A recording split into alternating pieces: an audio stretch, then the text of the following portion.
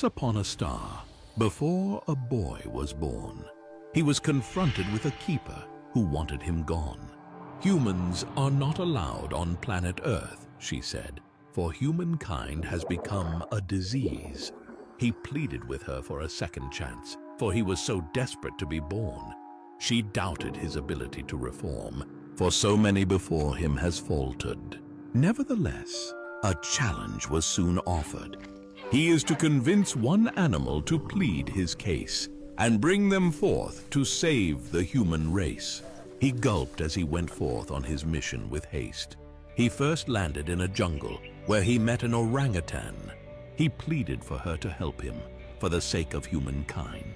She turned a sad expression as she told the story of how humans turn a blind. The forest was once a majestic place, but the trees and animals were soon replaced. With smoke and fire, they fled their home, and they had nowhere else to roam. She cannot help him, as she wished him well. Before leaving, she said, "I once considered humans my pal." Thus, he wandered to another land. A rhino he met, defaced and bruised. He told him that humans could change, and perhaps when it's his time, rhinos will prosper again. He laughed, treating the offer as a joke, and proceeds to tell him of how his horns broke. His life began as a wonderful story. Then humans chased him down for glory. Now his body is abused and his horn stolen. Sadly, his kind has now befallen. The rhinos are not ready to forgive. Since their bodies were broken from the likes of men, with anger the rhino yelled, "I want you gone from this land!" So he went, seeking some kindness, from high up the mountains and into the wilderness. But the answers all came up the same. Humankind is to blame.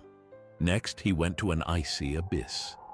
There, he met a polar bear who looked hungry. He told his story of how he needed the polar to help, but the polar refused and told him why. The industry of men had made the polar's habitat melt.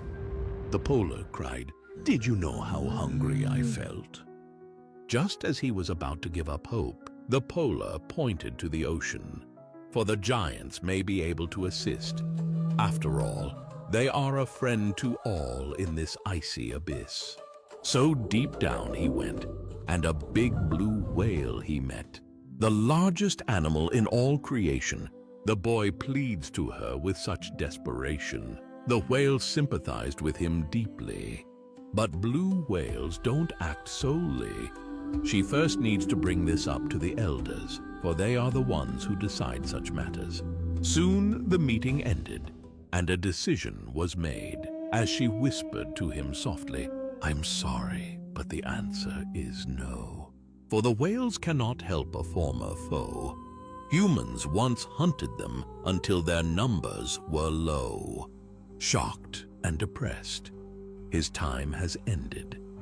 The music he must face, and his efforts exhausted. His heart full of fear, he must face the keeper.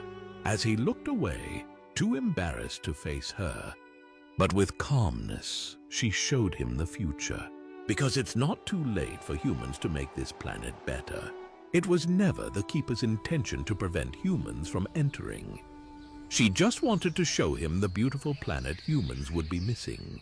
So on that day forth, each soul went through the same journey. Before they were born, the keeper made them experience this story, and they all remembered their encounter with the keeper. These are the unborn children of tomorrow. Some of them will be born within days, and some centuries later. Whenever it is, this earth they shall inherit. Will they still have a home? That's what made the keeper worried. This is a plea to the people of today. A plea to make this planet a better place to stay. For humans can only exist in this pale blue dot. After all, it is the only home we've got.